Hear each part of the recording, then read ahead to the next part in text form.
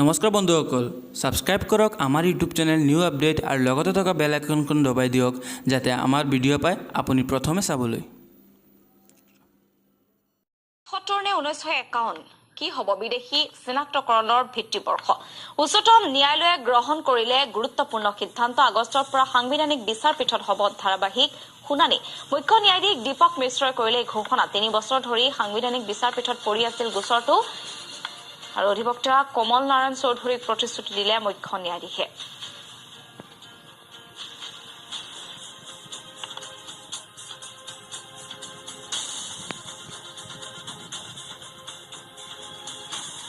অসমৰ বিদেশী চিনাক্তকৰণৰ ভিত্তিবৰ্ষ সন্দৰ্ভত উচ্চতম ন্যায়ালয়ৰ গুৰুত্বপূৰ্ণ ঘোষণা। আগষ্টৰ পৰা সাংবিধানিক বিচাৰপীঠত হ'ব ধাৰাবাহিক শুনানি। 1971 নে 1951 কি হ'ব বিদেশী চিনাক্তকৰণৰ ভিত্তিবৰ্ষ, তাক লৈ এতিয়া যথেষ্ট চৰ্চা অব্যাহত থকা দেখিবলৈ পোৱা গৈছে।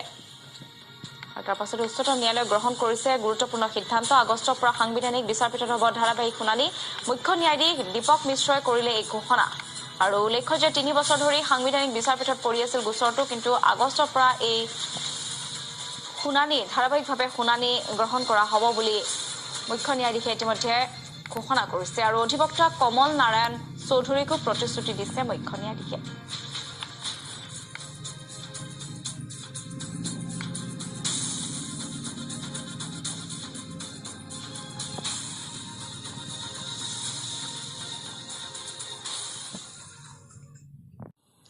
NRCৰ মুখ্য সমন্বয়ক প্ৰতীক হাজেলাৰ প্ৰতিক্ৰিয়া আৱাজ ইণ্ডিয়াৰ নামৰ সংস্থাটোৰ মন্তব্যৰ বিৰুদ্ধে আৱাজ ইণ্ডিয়াৰ মন্তব্য ভিত্তিহীন, বিভ্ৰান্তিকৰ বুলি আখ্যা দিছে।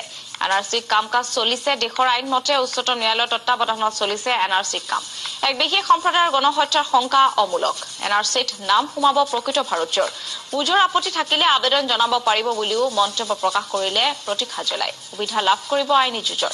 NRCত নাম নাথাকিলে ঠিকনা ডিটেনশ্যন কেম্প নহ'ব বুলিও উল্লেখ কৰিলে। এটা দুষ্ট চক্ৰই প্ৰচাৰ কৰিছে এক ভুৱা খবৰ। আৰু আৱাজ ইণ্ডিয়াৰ মন্তব্যৰ বিৰুদ্ধে প্ৰতীক হাজেলাই এনেদৰে প্ৰতিক্ৰিয়া প্ৰকাশ কৰা দেখিবলৈ পোৱা গ'ল। NRCৰ পৰা মুছলমানৰ নাম মোচা বন্ধ কৰক আহ্বান জনাইছিল আৱাজ ইণ্ডিয়াই।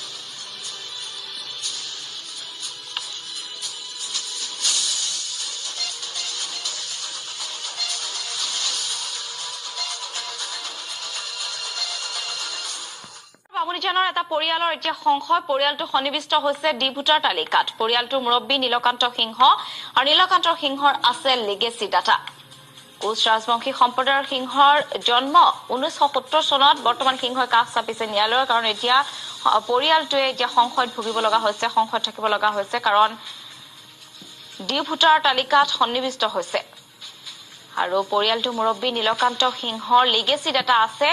কোচ ৰাজবংশী সম্প্ৰদায়ৰ সিংহৰ জন্ম 1970 চনত আৰু বৰ্তমান সিংহই কাষ চাপিছে ন্যায়ালয়ৰ।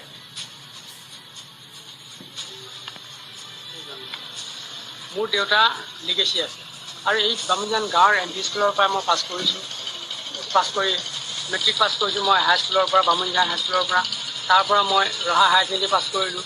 এইখন গাঁৱত থাকি মই আজিলৈ ইমান ডাঙৰ হ'লোঁ। 1991 চনৰ পৰা মই ভোট দি আছোঁ, কিন্তু 2011 চনত কেনেকৈ দি লাগিল মইতো গম নাপালোঁ। মই পুলিচৰ ওচৰ চাপিছিলোঁ, তাতো তেওঁলোকে মোক কোনো এটা সদুত্তৰ দিব পৰা নাই।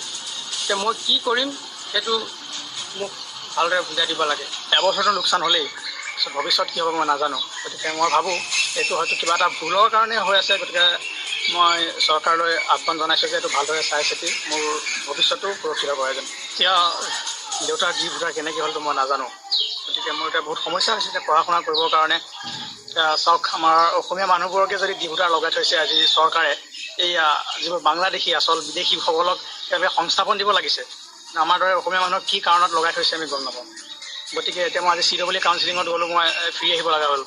বিশেষকৈ তাত মোৰ NCL লাগে আৰু বিশেষকৈ PRC লাগে। মই PRCখনৰ কাৰণে আবেদন কৰিব পৰা নাই। সেইকাৰণে ভাবিছোঁ মোৰ বহুত দিগদাৰ হৈ গৈছে। সেইকাৰণে এইবছৰ মই বহি দিম বুলি ভাবিছোঁ।